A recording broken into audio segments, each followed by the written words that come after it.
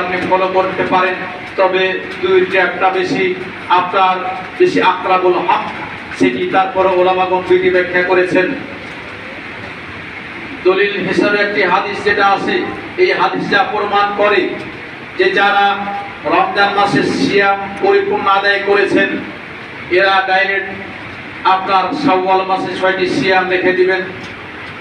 আর যাদের সিয়াম বাকি আছে কোনো কারণবশত, হয়তো মামুন যেমন এদের সিয়াম অনেকের 5টি 6টি 7টি সিয়াম বাকি থাকে, তাদের ঋতুবর্তী হওয়ার কারণে যদি এই হয় তাহলে মামুনদের উপদেশ হাদিস অনুযায়ী বলছেন যে আপনি আগে আপনার সিয়ামটি যদি আপনার সাধ্যে খোলা এই সিয়ামটি আগে রেখে দিবেন ফরজ সিয়াম।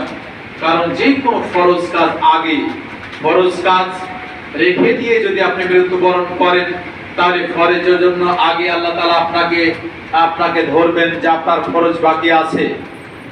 এটি আপনার সঠিক কথা যে ফরজগুলো আগে আদায় করার পরে শাওয়াল মাসের সিয়ামটি আপনি আদায় করবেন। আরেকটি হাদিস অনুযায়ী ওলামাগণ যা বলেন, উম্মাহাতুল মুমিনিন আয়েশা রাদিয়াল্লাহু তাআলা আনহা তিনি রমজান মাসের সিয়াম আদায় করতেন, তারপরে তার কাজা সিয়াম থাকলে তিনি শাবান মাসে সিয়ামগুলা তিনি পালন করতেন। তার মানে অন্য মাসে তা বোঝা যায় যে অন্য মাসে কাজাগুলা তিনি আদায় করতেন না, শাবান মাসে কাজাগুলা আদায় করতেন। কেন? যে আল্লাহ রাসূল সাল্লাল্লাহু আলাইহি ওয়াসাল্লামের কাজে কর্মে তিনি ব্যস্ত থাকতেন, তাই তিনি শাবান মাসে কাজাগুলা আদায় করেন।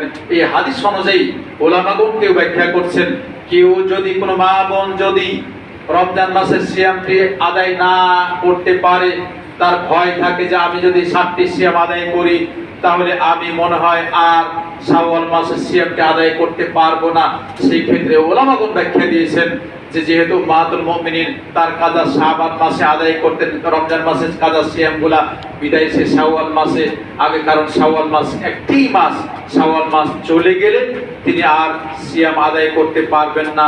এই জন্য তিনি তার কাজা সিয়াম থাকার পরেও শাওয়াল মাসের সিয়ামটি আদায় করতে পারেন। এই উভয় দলিল অনুযায়ী উভয় আলেম ওলামাগণ এইভাবে কথা বলেছেন, সালাফগণ যেভাবে বলেছেন সেইভাবে আপনাকে বলি।